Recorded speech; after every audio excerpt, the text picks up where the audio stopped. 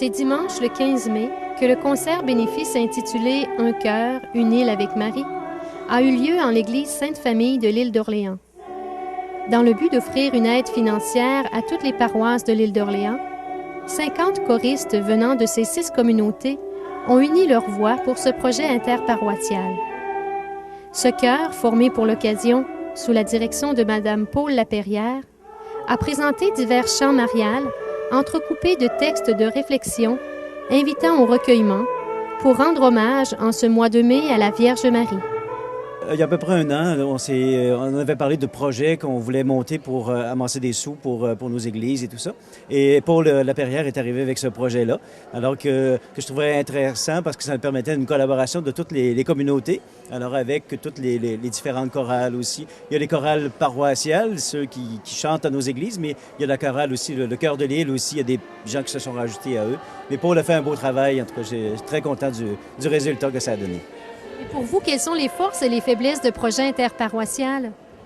Bien, c'est-à-dire que c'est toujours intéressant de mettre les forces ensemble. Alors, ça fait plusieurs années qu'on travaille à ça aussi, à travailler ensemble, parce que ça permet parfois d'aller chercher des forces chez les voisins qu'on n'avait pas et de collaborer, et de mettre des forces en commun aussi. Alors, ça redonne parfois de la vitalité à nos communautés, des communautés des fois qui étaient plus faibles un petit peu, qui reprennent vie ou qui nous amènent quelque chose de beau aussi et de différent. Là.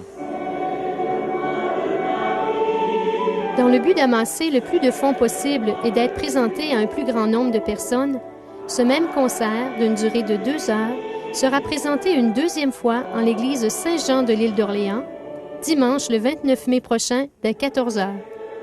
Les billets, au coût de 20 $, seront en vente sur place le jour même ou au presbytère de Saint-Pierre ou de Saint-Laurent. C'est un rendez-vous à ne pas manquer. Moi, j'ai assisté à la répétition générale vendredi et j'étais agréablement surpris. Je me disais, c'est tout des chants à Marie, ça va être monotone.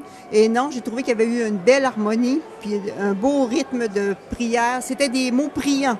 Moi, je trouvais que c'était tout en douceur, puis ça convenait très bien pour le mois de mai d'avoir ce thème centré sur Marie. À toi, Notre-Dame, pour une nouvelle saison, les grands vergers et leurs pommiers en fleurs, qui tantôt orneront bellement les coteaux de ton île. Reçois aussi ce grand fleuve Saint-Laurent, si bleu, si majestueux au montant des baissons des marées, porteur de tout ce temps qui passe pour ne plus revenir.